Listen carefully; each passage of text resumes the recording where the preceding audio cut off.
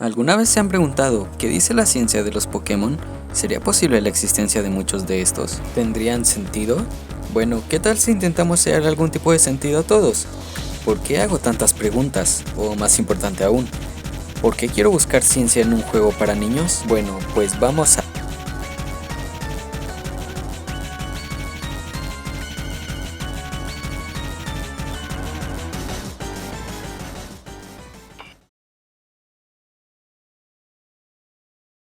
Empecemos por el principio. ¿Es posible la existencia de los Pokémon?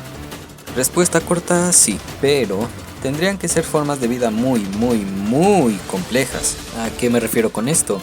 Bueno, pues no puedes tener a un camaleón, por ejemplo, y esperar que lance agua de la nada y por arte de magia, ¿entienden? A lo que me refiero es que su organismo tendría que estar biológicamente preparado para soportar producciones de agua, fuego, electricidad, etc. Y por supuesto tendría que ser lo suficientemente resistente y rápido para producir más de lo antes mencionado en caso de defensa, o bien de un combate. Para el ejemplo de los Pokémon de tipo agua, podríamos imaginar una especie de órgano parecido a un corazón, que bombee agua en lugar de sangre, algo así como una bomba hidráulica. Una bomba hidráulica es una máquina que transforma la energía mecánica con la que es accionada en energía del fluido incomprensible que mueve. Mientras más energía, más presión, velocidad y altura o distancia tendrá el fluido, en este caso es H2O o agua.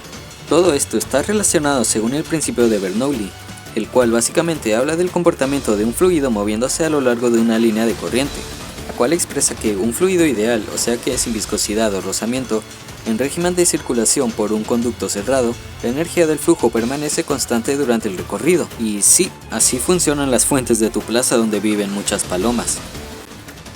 Para los Pokémon de tipo fuego, bueno, podríamos imaginar una especie de lanzallamas chiquito, o la composición de uno de estos a modo de órganos que puedan provocar las llamas. Serían una serie de órganos, uno que sirva como depósito de combustible, otro que sirva para almacenar el gas a presión, un tubo unido al lugar desde donde el Pokémon expulsará las llamas y un dispositivo de encendido, en caso de lanzallamas, claro.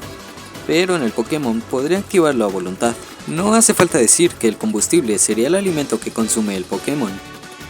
Para los Pokémon de tipo eléctrico, tomemos de ejemplo a un Pokémon de esta novena generación, Bellibolt, pues es el ejemplo perfecto de cómo funcionarían los Pokémon de tipo eléctrico en la vida real. Lo que tiene en su panza es un dínamo y una bola de plasma, aunque no estamos aquí para explicarlo.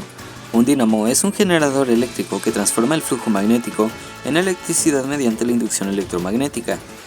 Esa energía que genera la llevas las glándulas que parecen ojos pero que no son ojos, las que usa para expulsar la energía creada por el dínamo de su panza para atacar. Solo es de tomar esto y replicarlo con los demás Pokémon de tipo eléctrico, teniendo todos, al igual que Bellibolt, un dínamo que produzca la electricidad, la cual sería expulsada por medio de glándulas que tendría cada Pokémon. Tal vez no glándulas como las que tiene Bellibolt que resalten, pero sí bajo la piel, ya saben, como chispitas. Como ya sabrán, hay Pokémon que simplemente no tienen sentido, Pokémon de acero y electricidad que pueden flotar, o peor aún, piedras que flotan. ¿Esto sería posible? Pues sí, lo sería por medio de la levitación magnética, también conocido como maglev en inglés. Este es un método en el cual un objeto se mantiene a flote por acción de un campo magnético. Dicho de otra forma, la fuerza de la presión magnética se contrapone a la de la gravedad. Como curiosidad, la fuerza de la gravedad es la más débil de todas las fuerzas que gobiernan el universo.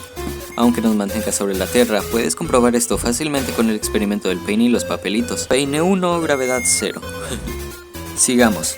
Un objeto puede ser levitado siempre y cuando el campo magnético, llamémoslo CM, sea lo suficientemente fuerte. Según el teorema de Earnshaw, utilizando solamente el ferromagnetismo estático, es imposible hacer un objeto levitar, aunque sí es posible con el uso de materiales diamagnéticos, entre otros. Un material diamagnético es un material con la propiedad del diamagnetismo, la cual consiste en repeler a los campos magnéticos, lo opuesto a los materiales paramagnéticos, los cuales son atraídos por estos CM. Ya como curiosidad, estos fueron descubiertos por Sebald Justinus Brockmans en 1778, al observar que el bismuto y el antimonio eran repelidos por los CM.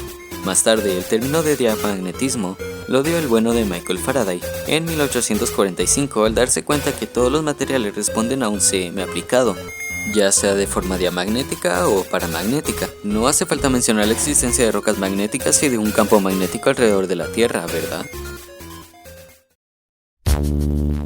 Creo que ya se imaginarán por dónde va la cosa. ¿Los Pokémon de tipo planta son animales o eso mismo, plantas? Bueno, primero debemos entender que depende de cada Pokémon. Una Lilligant no es lo mismo que un Decidueye, por ejemplo. Decidueye es una lechuza, mientras que Lilligant es directamente un lirio, las plantas. Por lo que, separando estos dos tipos de Pokémon de tipo planta, es más fácil. Los Pokémon plantas, que son literalmente plantas, podrían ser perfectamente capaces de generar alimento por medio de la fotosíntesis. El sol y el agua es lo único que necesitarían para vivir. Y tierra, claro. Las plantas no plantas necesitarían más que la fotosíntesis, ya que podrían cazar su propio alimento, como Decidueye, por ejemplo. Eso sí, para poder usar sus poderes de alguna forma tendrían que arreglárselas para producir y regenerar partes del cuerpo, como hojas, ramas, etc., como salamandras, supongo. En caso de que sea pura planta, el Pokémon tendría muchos depredadores, tal como en la tabla de tipos, vaya. Eso sería normalmente, pero luego hay Pokémon como este baboso, mitad planta, mitad animal. ¿Cómo comerían? ¿Por fotosíntesis o por la boca? ¿Tendrían células animal o vegetal? ¿Tú qué opinas?